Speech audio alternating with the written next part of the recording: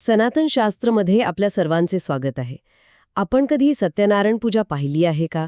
घरात होणारा तो पवित्र विधी, ती कथा, तो प्रसाद, एक खूप आश्वासक आणि पवित्र वातावरण असतं नाही का? पण या विधींच्या पलीकडे काय आहे याचा विचार कधी केला आहे का?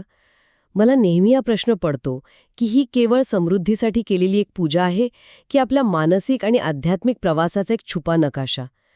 आज आपण सत्यनारायणाच्या कथेमागे लपलेले मानसशास्त्र, त्यातील आध्यात्मिक तंत्रज्ञान आणि कर्मकांडांशिवाय ते तत्त्व रोजच्या जीवनात कसं जगायचं हे उलगडणार आहोत. चला या विषयामध्ये खोलवर जाऊया. आणि हा विषय खरंच खूप महत्त्वाचा आहे, कारण सत्यनारायण हा शब्द आपण इतक्या सहजतेने वापरतो की त्यामागची जी खोली आहे ती आपण विसरून जातो. बरोबर. तर सुरुवात त्याच मूळ प्रश्नापासून करूया. सत्यनारायण या शब्दाचा नेमका अर्थ काय? तो एका देवतेचं नाव आहे की एका संकल्पनेचं? उत्तम प्रश्न. या शब्दाची फोड केली की बरंच काही स्पष्ट होतं. सत्य म्हणजे ते जे त्रिकालाबाधित आहे, जे कधी बदलत नाही, ते अल्टिमेट अनचेंजिंग ट्रूथ. ओके. आणि नारायण याचे अनेक अर्थ आहेत, पण एक सुंदर अर्थ आहे. नार म्हणजे चेतनेचं जल आणि आयन म्हणजे निवासस्थान. निवासस्थान. हो, जो सर्व चेतनेमध्ये, सर्व जीवांमध्ये वास करतो तो नारायण. वा. म्हणजे हे केवळ एका देवतेचं नाव नाही, तर एका वैश्विक तत्वाचे वर्णन आहे. इट्स लाईक रियालिटी इटसेल्फ, पण अशा रूपात ज्याला आपलं मन समजू शकेल, अगदी ज्याच्याशी आपण एक नातं जोडू शकू. अगदी तसंच. सत्यनारायण म्हणजे विश्वाला टिकवून ठेवणारी, त्याला आधार देणारी सत्यरूपी शक्ती. ही संकल्पना स्कंदपुराणात आढळते, पण तिची रचना खास गृहस्थाश्रमी लोकांसाठी केली आहे. हे खूपच इंटरेस्टिंग आहे, कारण आपण अनेकदा असं मानतो की गहन आध्यात्मिक साधना म्हणजे संन्यास योग, जे संसारात राहणाऱ्या लोकांसाठी नाही. हो, बरोबर. पण तुम्ही म्हणताय की ही पूजा आपल्यासारख्या रोजच्या जीवनात संघर्ष करणाऱ्या लोकांसाठीच बनवली आहे. हो, हीच तर तिची खासियत आहे. ही पूजा संन्यासी किंवा योग्यांसाठी नाही, ती त्यांच्यासाठी आहे जे संसारात राहून आपल्या जबाबदाऱ्या पार पाडूनही सत्याशी जोडलेले राहू इच्छितात. म्हणूनच सामान्यतः लोक समृद्धीसाठी किंवा एखादी इच्छा पूर्ण झाल्यावर ही पूजा करतात. नवीन घर घेतलं, लग्न झालं. बरोबर. व्यवसायात यश मिळालं. हो, पण मग तो वरवरचा उद्देश झाला. यामागे काहीतरी खोल अर्थ असणारच, कारण जर सत्य हे वैश्विक तत्व आहे तर त्याचा संबंध आपल्या इच्छा आकांक्षांपेक्षा मोठा असणार. नक्कीच. वरवर पाहता हा एक सेलिब्रेटरी रिच्युअल आहे, पण खोलवर पाहिलं तर ही पूजा सत्याशी पुन्हा एकदा स्वतःला अलाइन करण्याची, ताळमेळ साधण्याची. ताळमेळ साधण्याची एक प्रक्रिया आहे. आपल्या सूत्रांमध्ये असं मानलं जातं की मानवी दुःख सत्यापासून दूर जाण्यामुळे, म्हणजे आपल्या आतल्या आवाजाच्या, आपल्या विवेकाच्या विरोधात वागण्यामुळे निर्माण होतं. अच्छा. जेव्हा आपण आपल्या तत्वांपासून विचलित होतो तेव्हा आयुष्यात अडथळे येतात. म्हणजे ही पूजा म्हणजे एक प्रकारे स्वतःला आणि त्या मोठ्या शक्तीला केलेलं एक निवेदन आहे की मी माझ्या तात्पुरत्या इच्छांपेक्षा सत्यासोबत सुसंवादाने जगायला निवडतो. It's a course correction. अगदी अचूक शब्द. It's a course correction. आणि ही कथा आपल्याला दाखवते की आपण मार्गावरून कसे भरकटतो आणि परत कसे येऊ शकतो. ठीक आहे, मग आता त्या नकाशाकडे वळूया. सत्यनारायण कथेचे जे 5 अध्याय आहेत ते केवळ गोष्टी नाहीयेत, नाही तर आपल्याच मनाच्या आत चाललेल्या प्रवासाचे टप्पे आहेत, बरोबर? हो, यातला प्रत्येक पात्र, तो गरीब ब्राह्मण, राजा, व्यापारी, त्याची पत्नी, त्याची मुलगी, हे बाहेर कोणी नसून आपल्या चेतनेचे म्हणजे कॉन्शियसनेसचे वेगवेगळे स्तर आहेत. ते आपल्या आतच अस्तित्वात आहेत. चला तर मग पहिल्या अध्यायापासून सुरुवात करूया. एक गरीब ब्राह्मण. ही कथा प्रामाणिकपणाबद्दल आहे, पण मला नेहमी वाटतं की इथे गरिबी म्हणजे केवळ पैशांची नाहीये. तुम्ही बरोबर पकडलंय. ही अलाइनमेंटची गरिबी आहे. तो ब्राह्मण प्रामाणिक आहे, पण आपल्या स्वतःच्या सत्यापासून दुरावलेला आहे. म्हणजे तो यांत्रिकपणे थकून आयुष्य जगतोय. तो ज्ञानी आहे, पण त्या ज्ञानाचा त्याला आनंद नाही. ही आपल्यापैकी अनेकांची अवस्था आहे. खरंय. पण गोष्ट बदलते कुठे? जेव्हा तो प्रामाणिकपणे, वल्नरेबली मदत मागतो. आणि त्याला प्रतिसाद मिळतो. यातून एक खूप मोठा संदेश मिळतो की सत्य हे तुमच्या पदाला किंवा तुमच्या ज्ञानाला नाही, किंवा तुमच्या प्रतिष्ठेला प्रतिसाद देत नाही. ते तुमच्या प्रामाणिकपणाला, तुमच्या सिन्सिरिटीला प्रतिसाद देतं. बरोबर. सुरुवात करण्यासाठी तुम्हाला परिपूर्ण असण्याची गरज नाही, फक्त तुम्ही जिथे आहात त्याबद्दल प्रामाणिक असणं पुरेसं आहे. एक्झॅक्टली. ही पहिली पायरी आहे.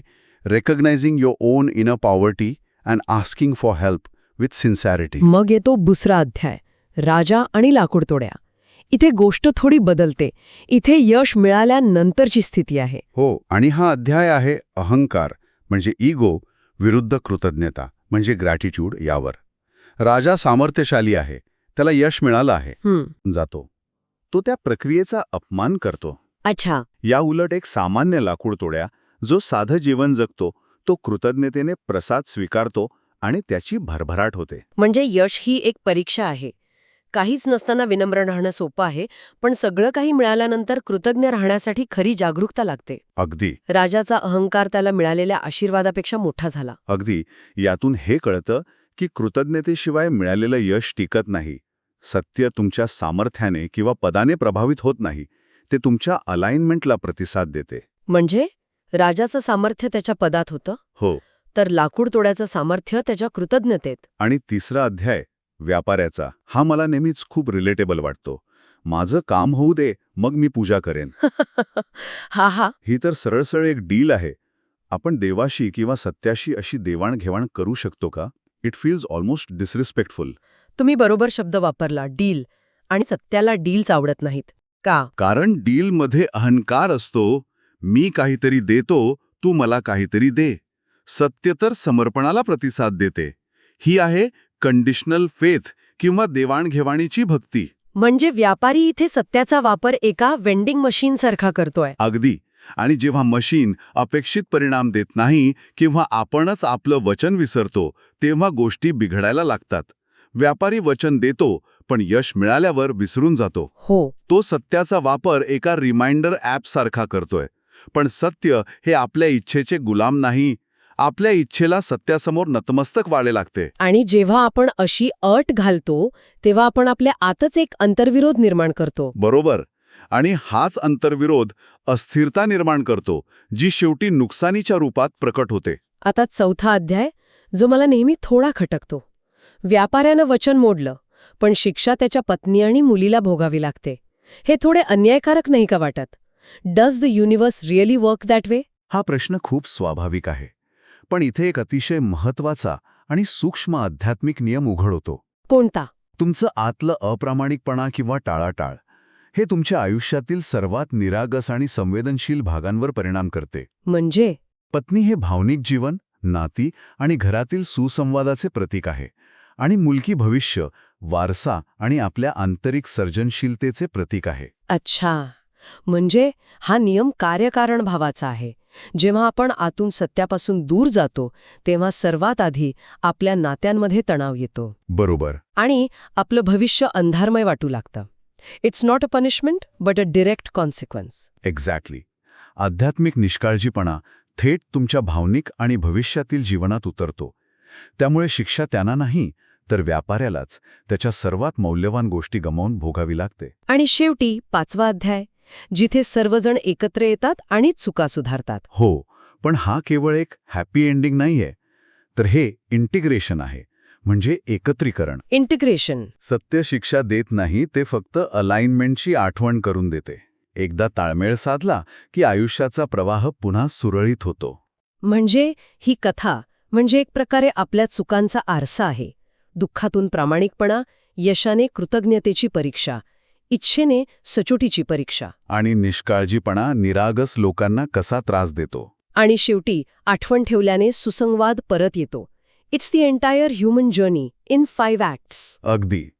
पण मला एक प्रश्न पडतोय, या केवळ गोष्टी ऐकल्याने किंवा विधी केल्याने आपल्या आत बदल कसे घडू शकतात? यामागे काही ठोस प्रक्रिया आहे की हा केवळ श्रद्धेचा भाग आहे? नाही, हा केवळ श्रद्धेचा भाग नाही. याला जादू म्हणण्यापेक्षा अलाइनमेंट फिजिक्स म्हणता येईल. म्हणजे ताळमेळ साधण्याचे एक शास्त्र. Alignment physics? हो. पूजेतील प्रत्येक गोष्ट प्रतिकात्मक आहे आणि तिचा आपल्या मनावर आणि ऊर्जेवर एक निश्चित परिणाम होतो. हे खूपच मिनारिक आहे. उदाहरणार्थ, ही पूजा पौर्णिमेलाच का करतात? यामागे काही विशेष कारण आहे का? नक्कीच आहे. पौर्णिमेला आपले मन आणि अवचेतन मन म्हणजे सबकॉन्शियस माइंड सर्वाधिक ग्रहणशील, रिसेप्टिव्ह असतं. अच्छा.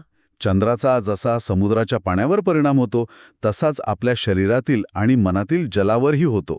पौर्णिमेला पूजा करणे म्हणजे जणू काही तुमच्या कम्प्युटरची पूर्ण रॅम उपलब्ध असताना तुम्ही एक नवीन क्लीन ऑपरेटिंग सिस्टीम इन्स्टॉल करत आहात. Wow. So it's about choosing the perfect time to install a critical software update for your mind. बरोबर. तुमचे विचार, तुमच्या भावना या दिवशी जास्त प्रभावीपणे बदलता येतात. आणि पूजेत वापरल्या जाणाऱ्या वस्तू गहू, गूळ, केळी, दूध या सगळ्या खूप साध्या, नैसर्गिक वस्तू आहेत. महागडं काहीच नाही. अगदी. आणि हाच संदेश आहे. सत्यापर्यंत पोहोचण्याचा मार्ग साधा आणि नैसर्गिक असतो. अहंकार आणि गुंतागुंत सत्याला आवडत नाही. सत्यनारायण पूजा मुळातच अहंकाराला नाकारते. या साध्या वस्तू आपल्याला आठवण करून देतात की सत्याला प्रभावित करण्यासाठी मोठ्या, महागड्या गोष्टींची गरज नाही. तुमची साधी, निर्मळ भावना पुरेशी आहे. आणि प्रसाद वाटण्याचं काय? प्रसाद वाटल्याशिवाय विधी पूर्ण होत नाही असं म्हणतात. हे का इतकं महत्वाचं आहे? कारण सत्य हे एकट्यासाठी नाही, ते वाटण्यासाठीच असतं. तुम्ही सत्याशी एकरूप झाल्यावर मिळालेला आनंद, मिळालेली कृपा ती इतरांबरोबर वाटली पाहिजे. हो. It's a fundamental law of energy. जर ऊर्जा फिरती राहिली नाही तर ती साचते आणि खराब होते. जर प्रसाद वाटला नाही तर तो विधी अपूर्ण राहतो, कारण तुम्ही सत्याचं मूळ तत्वच मोडत आहात. हे तर ओपन सोर्स स्पिरिच्युअलिटी सारखं आहे. The blessings you receive aren't proprietary, they meant to be shared with the network. हा छान उपमा आहे. आता शेवटचा पण महत्वाचा भाग, संकल्प किंवा वचन. लोकांना वाटतं की वचन म्हणजे इच्छा पूर्ण झाली तर पूजा करेन, पण कथेत तर इच्छा पूर्ण झाल्यावरच खरी परीक्षा सुरू होते. इथेच खरी गंमत आहे. ते वरवरचं वचन आहे. खरं न बोललेलं वचन वेगळंच आहे. ते काय आहे? ते वचन आहे, मला जे हवं आहे ते मिळाल्यानंतर मी सत्याला सोडणार नाही, मी कृतज्ञता विसरणार नाही, मी माझा धर्म विसरणार नाही. Incredible. So the real test isn't before you get what you want, but after. The wow is about how you'll handle success, not how you'll beg for it. Exactly. ही तर संपूर्ण संकल्पनाच बदलून टाकणारी गोष्ट आहे. हो, कारण दुःख तेव्हाच येतं जेव्हा यश मिळाल्यानंतर कृतज्ञता आणि धर्म विसरला जातो. त्यामुळे खरी परीक्षा इच्छा पूर्ण झाल्यावर सुरू होते. हे सगळं खूपच खोल आहे, पण यामुळे एक व्यावहारिक प्रश्न निर्माण होतो. आजच्या धावपळीच्या जीवनात किंवा जे लोक परदेशात राहतात त्यांना विधिवत पूजा करणे नेहमीच शक्य होत नाही. बरोबर आहे. मग याचा अर्थ ते या तत्वांपासून, या अलाइनमेंटपासून दूर राहतात का? अजिबात नाही. हीच तर या तत्वाची सुंदरता आहे. सत्यनारायण ही एक पूजा कमी आणि जगण्याची पद्धत जास्त आहे. अच्छा. याला आपण सत्यनारायण साधना म्हणू शकतो, ज्यासाठी कोणत्याही विधीची, दिव्याची किंवा मंत्रांची गरज नाही. हा सत्याशी क्षणोक्षणी एकरूप राहण्याचा सराव आहे. ठीक आहे, तर ही सत्यनारायण साधना रोजच्या जीवनात कशी आणायची? काही प्रॅक्टिकल गोष्टी आहेत का ज्या कोणीही कुठेही करू शकतं? हो, 4 सोप्या पण अत्यंत प्रभावी गोष्टी आहेत. पहिली आहे आंतरिक प्रामाणिकपणा, radical inner honesty. Radical inner honesty. हो. रोज रात्री झोपण्यापूर्वी फक्त 2 मिनिटं शांत बसून स्वतःला विचारा, आज मी स्वतःशी कुठे अप्रामाणिक वागलो? मी काय टाळत आहे? मी कोणत्या गोष्टीकडे डोळेझाक करत आहे? आणि इथे स्वतःला दोष द्यायचा नाही, फक्त निरीक्षण करायचं आहे. Not judging, just noticing. बरोबर. हे खूप कठीण असू शकतं, पण शक्तिशालीही तितकंच वाटतंय. हे एकच काम 1000 पूजा करण्यापेक्षा जास्त प्रभावी असू शकतं. नक्कीच. कारण तुम्ही थेट मूळ समस्येवर काम करत आहात. दुसरी गोष्ट आहे कृतज्ञता, ग्रॅटिट्यूड बिफोर आउटकम. म्हणजे यश मिळाल्यावर सगळेच कृतज्ञ असतात, पण काही सुरू करण्यापूर्वीच कृतज्ञता बाळगणे ही खरी साधना आहे. दिवसाची सुरुवात करताना किंवा एखादा महत्त्वाचं काम सुरू करण्यापूर्वी मनातल्या मनात म्हणा, या संधीसाठी मी आभारी आहे, याचा निकाल काहीही लागो, त्यातून मिळणारी शिकवण मी स्वीकारतो. That reframes everything. हे मला हे हवंच आहे या हट्टापासून जे काय घडेल ते माझ्या भल्यासाठीच असेल या स्वीकाराकडे घेऊन जातं. हो, आणि यामुळे चिंता खूप कमी होऊ शकते. नक्कीच. बरोबर. तिसरी गोष्ट आहे दिलेला शब्द पाळणे, मायक्रो इंटेग्रिटी. तुम्ही दिलेला अगदी छोटा शब्दही पाळा. जसं की मी तुला 5 मिनिटात फोन करतो असं म्हटल्यावर खरंच करा. मी ही गोष्ट उद्या पूर्ण करेन असं स्वतःला वचन दिलं तर ते पूर्ण करा. हे खरं आहे. जेव्हा कोणी आपल्याला दिलेला छोटा शब्द पाळतो तेव्हा आपल्या त्याच्यावरचा विश्वास वाढतो. आपण स्वतःसोबतही तसाच विश्वास निर्माण करू शकतो. अगदी. प्रत्येक पाळलेला शब्द तुमची सत्यनारायण ऊर्जा वाढवतो आणि प्रत्येक मोडलेला शब्द ती कमी करतो. सत्य मोठ्या वचनांबद्दल नाही, तर छोट्या छोट्या सचोटीबद्दल आहे. आणि चौथी गोष्ट आहे योगदान देणे, फीडिंग लाईफ. पूजेत जसा प्रसाद वाटला जातो तसं रोजच्या जगण्यात ऊर्जा फिरती राहिली पाहिजे. दिवसाच्या शेवटी स्वतःला विचारा, आज मी कोणाच्या आयुष्यात काही सकारात्मक भर घातली का? कोणाचं दुःख कमी केलं का? मी या जगाला आज काय दिलं? आणि हे फक्त पैसे देण्यापुरतं मर्यादित नाही. अजिबात नाही. कोणाचं शांतपणे ऐकून घेणं, कोणाला प्रामाणिक सल्ला देणं, कोणाच्या कामाचं कौतुक करणं, हे सुद्धा योगदान आहे. म्हणजे हा रोजच्या जगण्यात प्रसाद वाटण्याचाच एक प्रकार आहे. आपल्या वेळेचा, आपल्या ऊर्जेचा, आपल्या करुणेचा प्रसाद. बरोबर. सत्य हे योगदान देणाऱ्यांना साथ देते, शोषण करणाऱ्यांना नाही. हे चारही नियम खूप सुंदर आहेत. पण जेव्हा कधी गोंधळलेली परिस्थिती असेल, निर्णय घेता येत नसेल, तेव्हा काय करायचं? तेव्हा स्वतःला एक प्रश्न विचारा. या क्षणी माझ्यासाठी सर्वात सत्यपूर्ण कृती कोणती आहे? What is the most truthful action I can take right now? भलेही ती कृती अवघड असेल, अनबिकमिंग असेल. या प्रश्नाचं उत्तर नेहमी अहंकाराच्या आवाजापेक्षा शांत असतं. पण तेच योग्य मार्ग दाखवतं. आणि त्या मार्गावर चालणं सुरुवातीला कठीण वाटू शकतं. हो, पण शेवटी तेच तुम्हाला स्थैर्य आणि शांती देतं. तर आज आपण सत्यनारायणाला एका विधीच्या पलीकडे जाऊन पाहिलं. एक सायकोलॉजिकल नकाशा, एक अलाइनमेंट टूल आणि प्रामाणिकपणे जगण्याची एक दैनंदिन साधना म्हणून. अगदी. हा केवळ एका दिवसाचा विधी नाही, तर आयुष्यभर करण्याची साधना आहे. बरोबर. आणि शेवटी जेव्हा आपण असं जगतो, तेव्हा आपलं आयुष्यच सत्यनारायणाची कथा बनतं. वा. प्रत्येक दिवस एक अध्याय बनतो आणि प्रत्येक परिणाम एक शिकवण. तेच खरं जिवंत सत्यनारायण आहे. मग तुम्हाला पौर्णिमेची किंवा पुस्तकांची गरज उरत नाही. जर तुम्हाला सत्यनारायणाची आंतरिक ओळख आवडली असेल आणि हे ज्ञान इतरांपर्यंत पोहोचावे असे वाटत असेल, तर या भागाला नक्की शेअर करा. आणि कमेंट्समध्ये आम्हाला सांगा, तुमच्यासाठी सत्य म्हणजे काय आणि कोणत्या क्षणी अवघड असूनही तुम्ही सत्याची निवड केलीत. तुमचा अनुभव ऐकायला आम्हाला आवडेल.